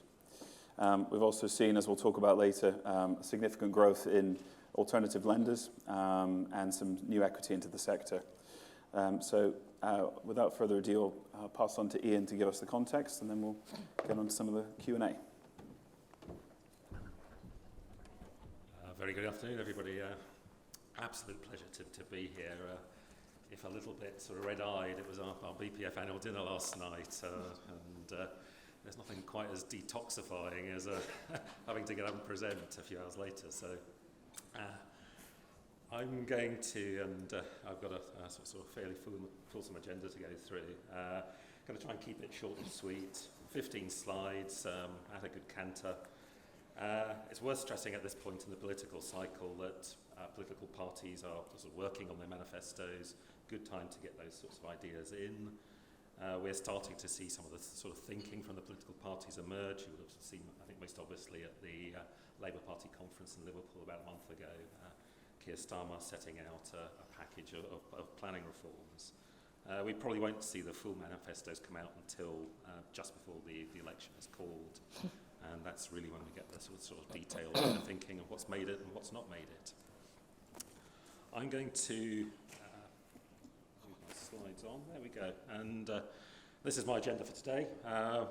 Not the 7 deadly sins, but although you may think, I think maybe some of those issues bear a resemblance to sloth and envy. And what I'd like to do is to focus on some of the sort of key political issues that are shaping the BTR policy agenda and are on the minds of our members. So how's the country sort of thinking about housing? What does the public think? This is a tracker survey that YouGov does every month, looks at sort of key issues that are on the voting population's mind. And as you'll see, housing in the sort of baby pink line towards the bottom of the chart, 23%, although been rising over the last year. Still lags by some margin top 3 issues, which are the economy, health, and immigration.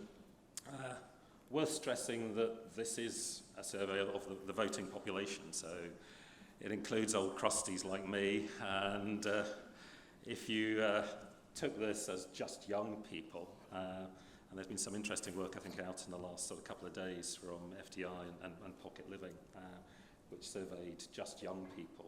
Then housing actually does feature much more highly. It's about, I think, third in the rankings for young people. And so there's, I think, some hope that housing may feature quite strongly in the election this time. I think that those young people are the kinds of swing voters that will make a difference in terms of who wins and who doesn't win. And therefore a little bit more hopeful than perhaps I've been in past elections. This was an announcement at the party conference a month ago. I think quite a positive one for Build to Rent. Previously Labour had focused very much on housing numbers for affordable housing and home ownership.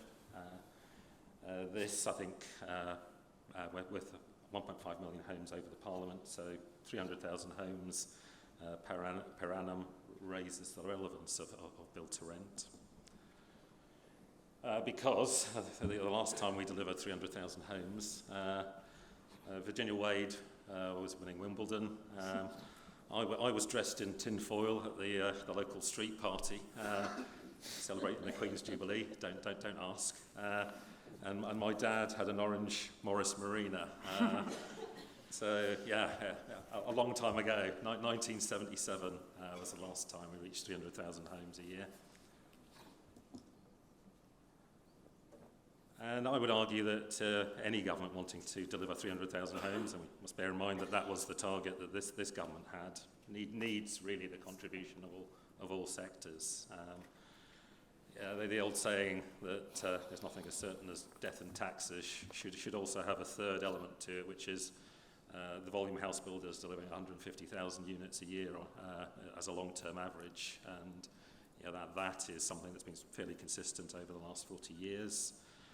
Social housing sector delivered 35,000 units last year, and I think Labour would like it to deliver 90,000 homes a year, but that's a commitment that they're somewhat weakening on.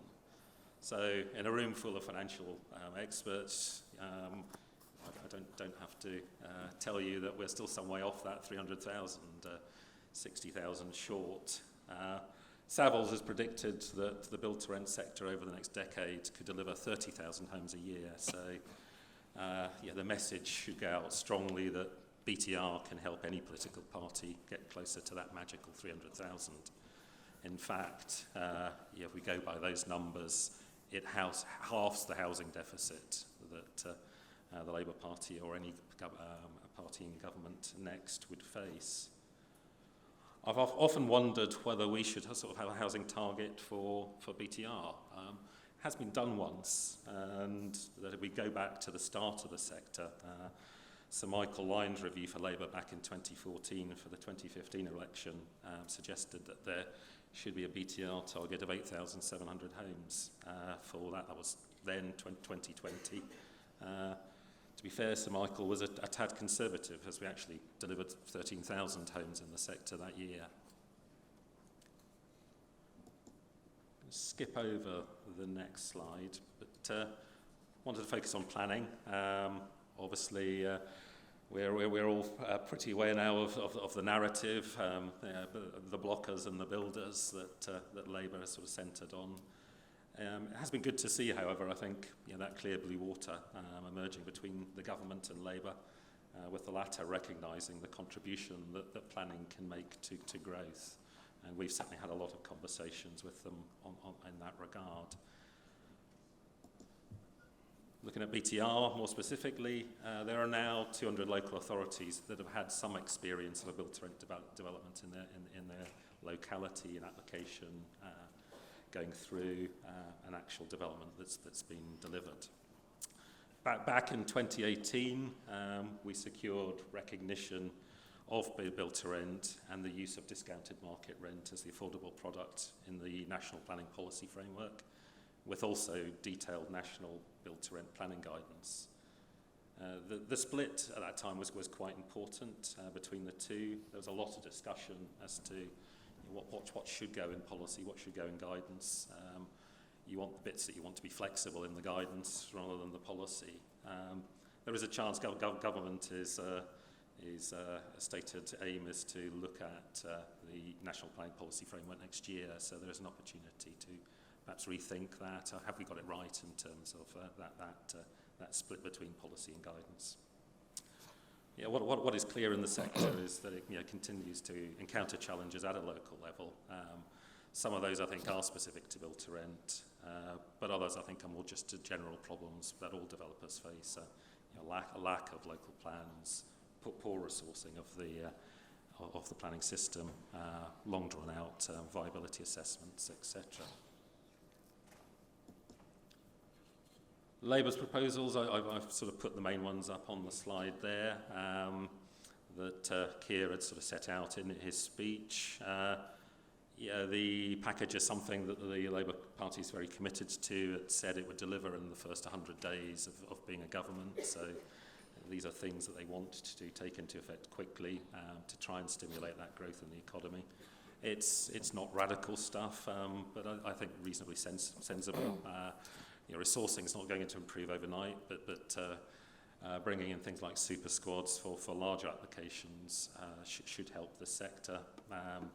The party's proposed planning passports on urban brownfield development could also be something that supports build to rent more than perhaps the development community as a whole.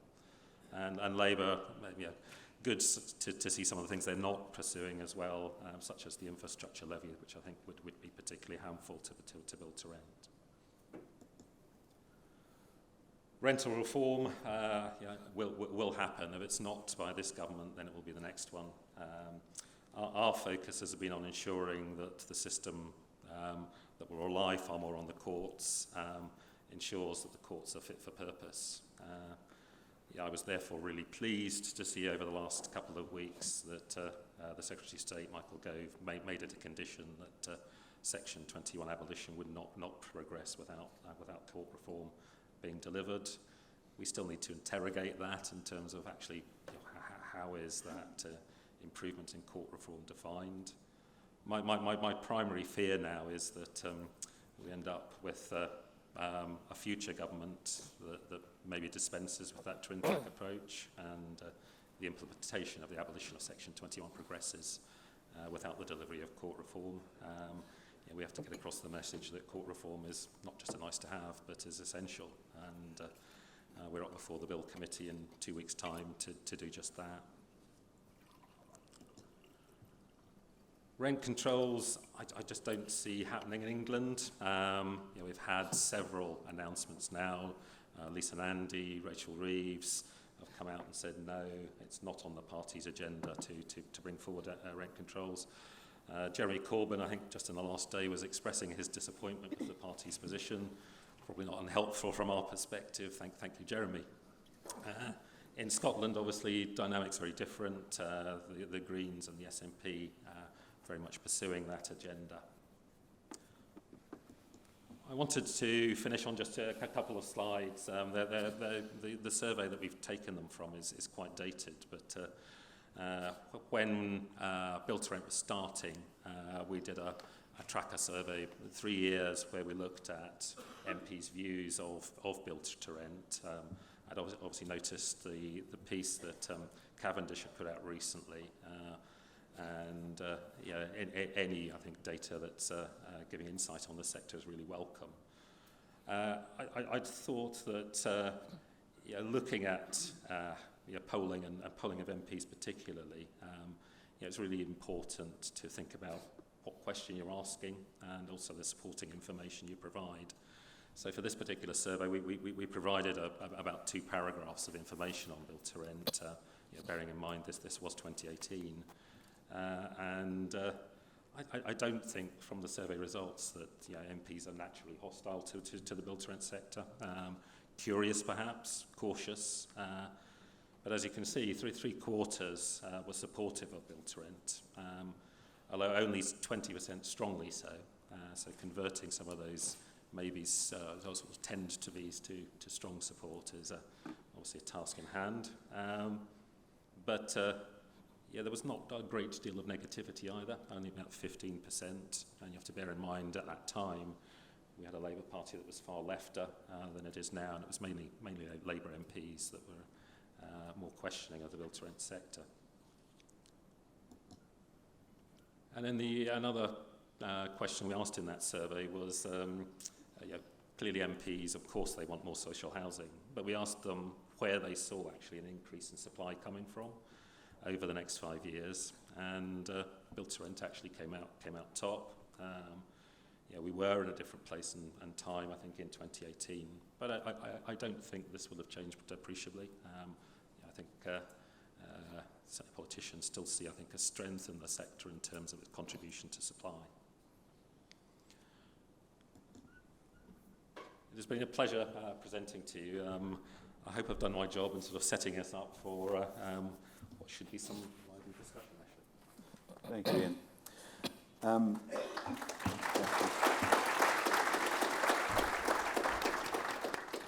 If we could pop onto the sort of background slide after the presentation, that would be good, so we can familiarise each other with everyone on the panel.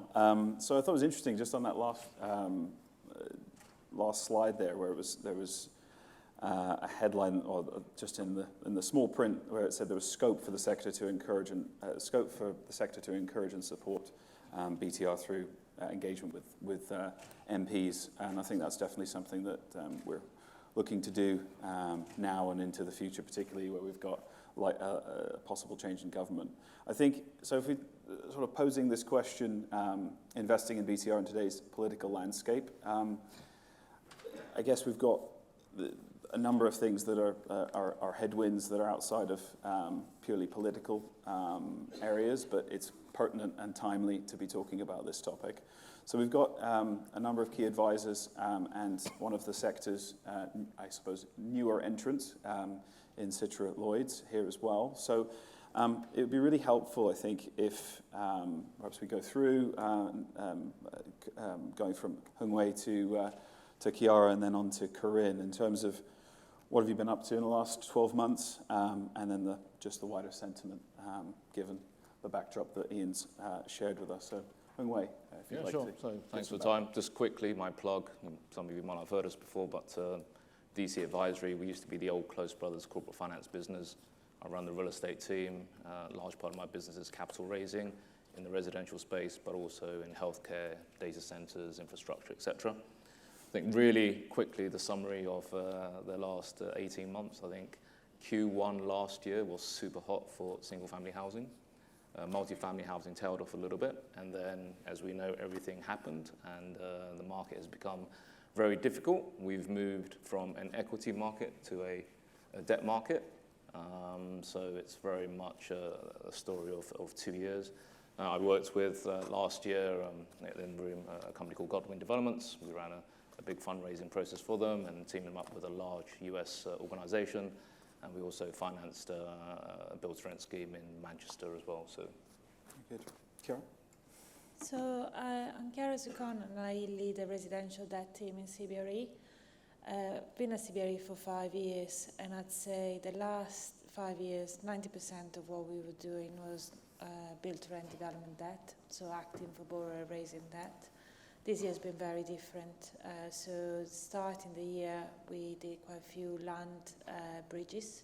This was for developers that have been used to the model where they buy land, they get planning, and then they get forward fund. And that market dissipated in the early part of the year.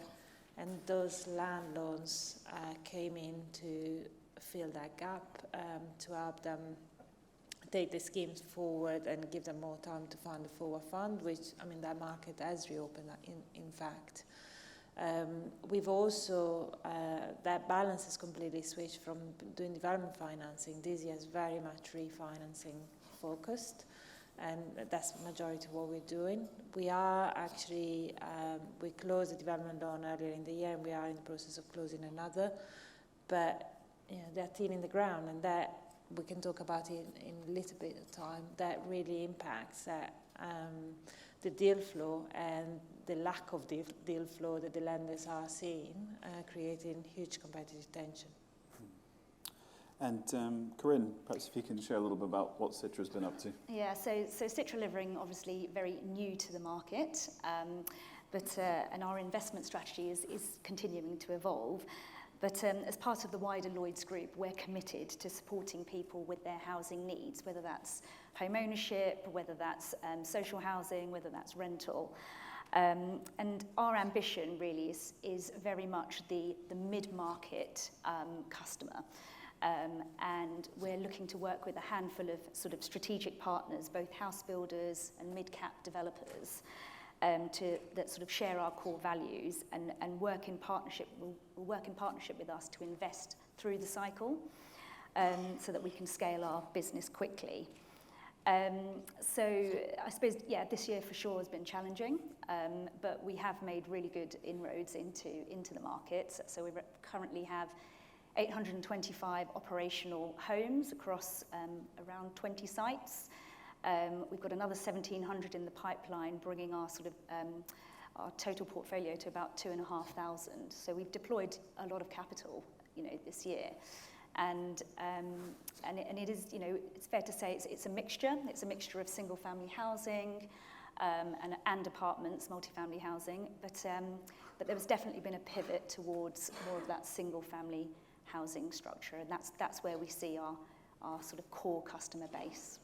And we talked about in prep for this some of the, I guess, the geographic focus that Citra has in terms of perhaps areas that might not have attracted some of the larger, more established investors. You guys are going where others aren't. And I think that is particularly interesting from leveling up agenda and seeing that new build, high quality, energy efficient homes are delivered in some of the locations. Perhaps if you can sort of talk through perhaps 3 or 4 deals. Yeah, so in terms of locations, we're targeting what we call our hub strategy.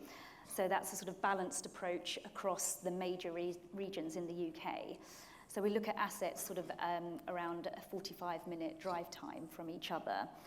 And we've been tasked by the board to identify areas where there is the sort of greatest need for housing, which really underpins that sort of purpose-driven investment approach that we have.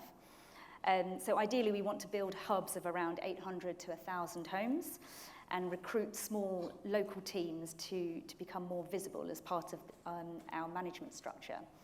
So we've got 1 or 2 of these beginning to emerge now, both in the East Midlands, around that sort of Nottinghamshire, Leicester sort of area, and also in the southwest on the sort of outskirts of Bristol, an area called Yate. We've also purchased another 40 homes to bolt onto our sort of holding there, which was much more of a sort of retrofit play, and just again to test and pilot sort of our ESG initiatives and offering sort of zero bills concepts to our customers. So we're still at the sort of beginning of our journey, and we are sort of largely price takers at the moment, but we do expect to be much more geographically focused over 2024 and really start to scale around these kind of main hub areas. Very good. Chiara, if we could go back to sort of some of your, on the debt side, you sort of summarised that they've been doing a little bit more refinancing and seeing that there's a great deal of competition for financing a lot of the sort of stabilising and stabilised assets. Perhaps you could sort of give us a temperature check on the market in that space for us. Sure. I would say, first of all, we are lucky to be in residential when it comes to debt, because that's the asset class that all the lenders want to be in. Traditional lenders are reallocating balance sheets from office, retail, and other asset classes, and new lenders coming into the sector, they are very much focusing on residential. Partly it's because of, we all know why it's really residential, but the performance, the operating performance has been phenomenal and is considered to be resilient, and there's not many other asset classes that they've got those quality. What say within that residential though, there is a real flight to quality, whether it's the sponsor themselves, the ESG, the fire safety. So not every residential will fly, but it's certainly better to be in resident than being in other asset classes. Within just a general, and I'm sure Hong will comment on this, but we have seen a huge amount of equity players that are now rebalancing their activities and deployment of equity towards the credit side.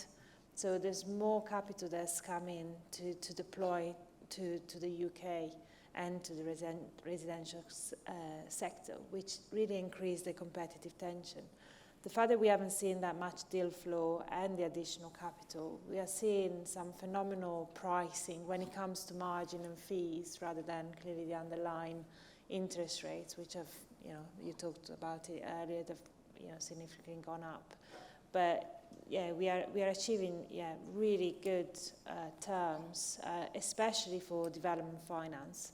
But also for investment finance, we are now seeing margins at the same level that we were seeing at back end of 2021. So I think that's to do with the fact that we are approaching the end of the year and many lenders will not have hit their targets.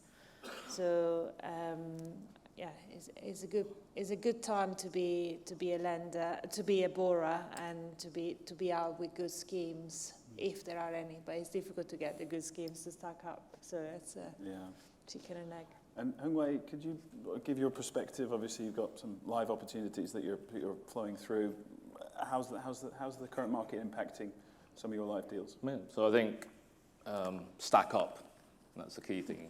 How do you price risk? Interest rates. We now in the consensus is probably going to be a table mountain. Higher for longer rather than the Matterhorn. We're going to go up and go down. So is that a good thing or not? How do we price risk, though? People, how do I say it? It's a CTA market at the moment. And what does CTA mean? You're probably thinking there, well, people covering their asses. Yeah? People are covering their asses at the moment. I've done this a long time. Yeah? You sit on a credit committee or an investment committee and somebody doesn't want to do a deal. So that is difficult. I mean, I'm working probably, I was just totaling up and I was standing over 3,000 units at the moment. Those developers probably would have been a slam dunk to fund those schemes 12 to 18 months ago.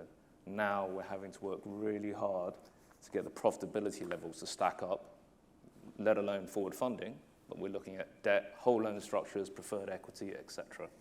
So it is super difficult. And markets are volatile. We've got inflation, capital market and loan bond supply, geopolitical unrest, etc., etc. So what I'm seeing anyway is really difficult, and I think we'll come to talk about some foreclosures, whatever. The interesting statistic, I mean, a long time ago, I used to be a banks analyst. We're not expecting massive foreclosures to happen. Why?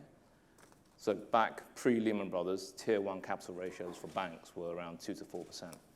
They're now 14 to 18%. Banks are pretty well capitalized. Government pressure also is in there not to foreclose. So we're having this balance, I think, at the moment where landowners or whatever don't need to sell and people want to deploy, and we're having this standoff. We'll see what happens next year.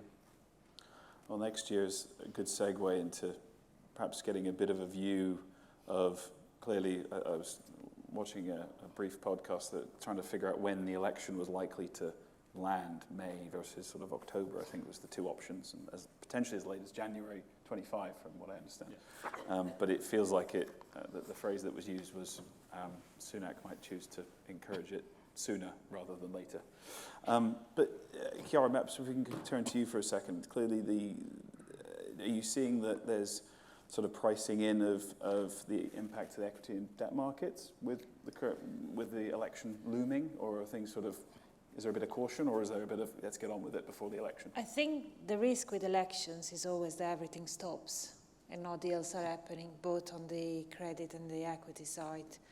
I feel in the UK, if things happen as the polls predict, we're not going to see too much disruption. But that's a big if, and it's a long time, especially if we go over a year to wait for the next election, and things could change. And if there is any changes that are not expected, which we got used to that kind of shocks in the last few years, then things could dramatically shift without too much notice. Where I think that might be more interesting is the impact of the US election, especially with Northern American capital, and that's much, it seems to be a much closer call. So I think that could cause more uncertainty around capital flow to the UK. I mean, we've already seen, the US capital has been, US banks and life cos have been quite cautious over the last 12 months anyway. And I think the elections next year will not help. Mm. And with your links and way to sort of that North American capital, you sort of sensing the same? Well, North America is always ahead of us. I mean, forget about, it's taking last year when we were doing our deals, we already got phone calls from America saying, beware the UK. What's happening in America is happening now, you're not seeing it, and we're always 3 to 6 months behind. Europe is then 3 to 6 months behind us. And I literally saw this, the cards, the dominoes slowly through. It was quite amazing, literally. All the US guys were like, you have no idea what's coming. And we're sitting there in the UK thinking, no, don't worry about it. And then it hit us, and I was speaking to my Spanish and French colleagues, and then all of a sudden they're like, don't worry about it, and it hit them. So I think, the America clearly drives it. So answering the other question of the election, I was very pessimistic at the beginning of the year, but speaking to lots of investors, I think the UK election has been priced in largely, I think. And I was at the BPF dinner last night as well, and Alistair Campbell was speaking, and they asked for a vote in the room. How many people were there last night, Ian? 550, I think. 550 of the greater and good of the UK property industry, and they said, hands up if you think Rishi Sunak is going to win the next election. I think 2 people put their hands up. Yeah? Hands up if Labour are going to win the election. Literally, 2/3 of the room put their hand up. So I think, if you think that room is an educated room, it's a slam dunk deal already. And then we look at the government policy coming through, Ian kindly indicated to us. Clearly, Labour are trying to capture the centre right, where the Tories try to capture the central left. So we're all moving to this central government policy. So I think pricing UK elections, probably we're okay-ish. Who knows? The US elections, yes. Then what I hear now, you look at the bond markets where yields are going there, is a black swan event. Yeah. There's increasing chatter in the financial markets of something big is coming, but we don't know what that big thing is. So if you do, let me know. You've got my emails. So. So if we would, Ian, perhaps we can turn to you and think about trying to support those, making those 2 people, perhaps have more people with support for Sunak, as per your dinner last night. Do you think that on the 22nd, with the autumn statement coming up, are there any surprises that you can foresee that are going to be, or rabbits out of the hat that they might attempt? I'm on the karaoke mic here, so hopefully you can hear me. The autumn statement, I think, as Jonathan mentioned in the last session, obviously helped to buy is sort of rearing its head again. It's difficult to see who the government could bring back Help to Buy in the past form. There was a very damning report that the government commissioned itself that illustrated the various effects that Help to Buy had, and it was the Prime Minister, Rishi Sunak, that to some extent sort of killed off Help to Buy. So in that regard, it's difficult to see it coming forward in past form. But undoubtedly, the Conservative Party has lost the ground in terms of being seen as the party of home ownership, and that comes across in the polls. And so it's really important, I think, to them to be seen to be doing something to support homeowners in the budget. The stuff that's been sort of leaked so far has been quite tame, I suppose, in terms of changing the upper limits on the mortgage guarantee scheme and things of that nature, tinkering around with lifetime ISAs. One can never say never. SDLT to some extent already supports first-time buyers. If you wanted to make a significant sort of change to the housing market, then you're probably looking at the middle market and trying to alleviate some of the SDLT burden in that, I would have thought. Okay. So looking ahead to next year, how does Citra view things, and do you see this as a bit of a window of opportunity with potential, say, global capital markets uncertainty? You're very much local here for Britain's renters, as you put it. Do you see this as a great window for you guys? Yeah, I mean, certainly for sure we intend to scale next year. That's a big part of our business plan. Multifamily will make a sort of portion of that portfolio, but it does definitely have its sort of risk and unique set of risk and reward characteristics, which mean that we'll have to be selective in the space. But we have invested in multifamily already. We bought this year a block in Worley in Essex. Again, to your point, not sort of your typical institutional capital location, but again, we liked the partner that we'd be working with there, a good sort of mid-cap developer, good quality of scheme, income producing, which was quite attractive given everything that's been going on. So, absolutely, we see it very much as part of our portfolio, and we will take exposure to multifamily over the long term, but in a way that aligns with our shareholders' desire for exposure to certain growth and levelling up areas. So whether that's Cardiff, Liverpool, Birmingham, these are the sorts of areas that we will look to focus on in sort of the coming years. But it is very much that sort of mid-market, single-family housing model that is our bread and butter, and that's where we see our focus. Very good. Just sort of focusing in on obviously the I guess the profile of investors at the moment. We touched on leverage versus unlevered buyers. I think briefly it'd be useful, Chiara, potentially to sort of explore the profile of the buyers that you're dealing with. Has that obviously had an impact as a debt advisor? Clearly that probably has. And then likewise, Hung Wei, it'd be good to get your view on the profile of your investors. Yeah, certainly. I think, looking back at the business over the last few years, a lot of the borrowers we were seeing, they were institutionally backed, low cost of capital, and that was accretive, but it was accretive, at the 50-55% with an all-in cost of 6% for development. As soon as the rates started going up, those borrowers, those sponsors are now thinking that is not accretive, and they either don't progress with transactions, or if they progress with transactions, they don't put in any debt, looking forward to refinancing once the asset is completed at perhaps much lower leverage. Where I've seen a bit of a change, I've seen a lot more private equity buyers or borrowers that are coming forward, for which that it doesn't necessarily need to be accretive or greatly accretive, but it does help with the liquidity. It does help with the fact that less equity is required. So we are doing a few transactions with these kind of sponsors now. On the investment finance, on the stabilized blocks, we're seeing a lot of the institutional capital, I guess, is focusing on those kind of transactions, acquiring portfolios that are already built and stabilized. And for these portfolios, we're seeing a huge drop in leverage, where historically, an investment facility would have been at the 50 to 60% LTV.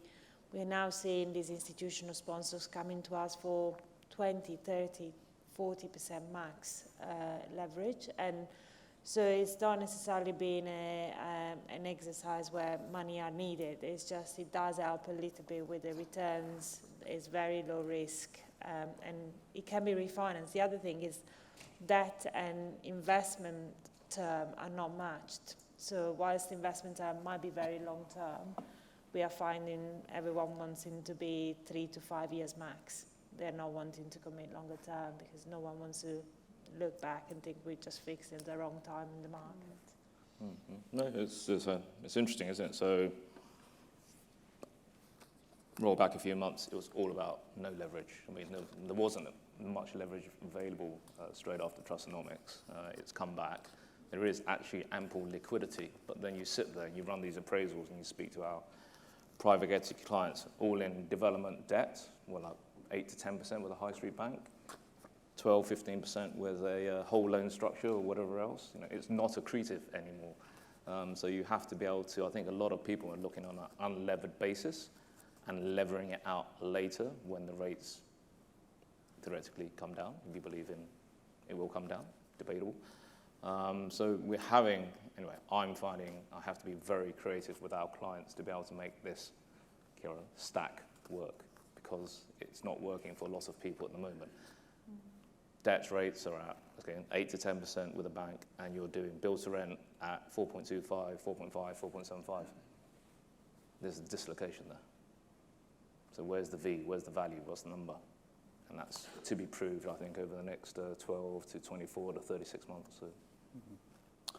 Well, as expected, we are running slightly short of time, so we're going to have to skip over some of the questions we had envisaged. So we have 3 minutes left before I think everyone would be very keen, as I am, to go get some lunch. So it would be useful if we sort of, going back to the call to action, implementable solutions and ideas. So I think if we could perhaps go from Chiara onwards and get your view of if you had one policy intervention or your wish list as a group or personally, what could we do to encourage and support and enable more build to rent as we look ahead for the year ahead? It would be very nice to have some stability with the housing minister, get someone that understands real estate and build to rent, and promote them to the cabinet. Very good. Ian? I've to some extent mentioned mine already, but I'd like to see a national housing target for build to rent. If neither of the political parties wants to adopt that, then I think the sector should set its own. I've not given this particular thought, so there's probably a few planning consultants in the room that are sort of saying, be careful what you wish for, but I think then also just strengthening the national planning policy framework so that build to rent at a local level is also assessed in terms of housing need. Corinne? I'd like to see the residential sector enjoy a level playing field with our commercial counterparts by introducing VAT recovery to accredited professional landlords on operational expenses like management services, maintenance, etc. I think the hit to the Treasury would be pretty small and really offset by the sort of corporation tax bill from these sorts of entities. So, yeah, I'd like to see that. Yeah, I'd like to see a 20-year plan, cross-party. Let's take the politics out of this. Let's do what's right for the country, because this has become such a political issue. It's sensationalist and everything, and we're just not delivering the homes that we need to deliver. And just quickly, I was saying earlier, how many housing ministers have we had in the last 12 to 15 months? 6. There's no stability. And having a 20-year policy, like Singapore, by the way, potentially will give us that longer-term vision, which, as a country, we seem to lack in certain infrastructure-type projects. Well, I think to give my perspective on this particular question as well, although we end up with 5, consistency and certainty. So not coming out with policy and regulation interventions at the drop of a hat, I think would be quite helpful to us and our peers. I suppose I'll avoid any questions as I've got Brendan looming. So I will just get a quick plug in while I've got your attention, just in terms of our investor lender activity. I'm the vice chair of that group with Jason Harmon as the chair. So we've been hosting webinars, private dinners, et cetera, et cetera. So if you're in that bucket of investor lenders and advisors that sit into that sphere, please grab me after this if you want to get involved going into 2024. But it goes without saying, thank you to Chiara, Ian, Corinne, and Hung Wei, and thank you very much.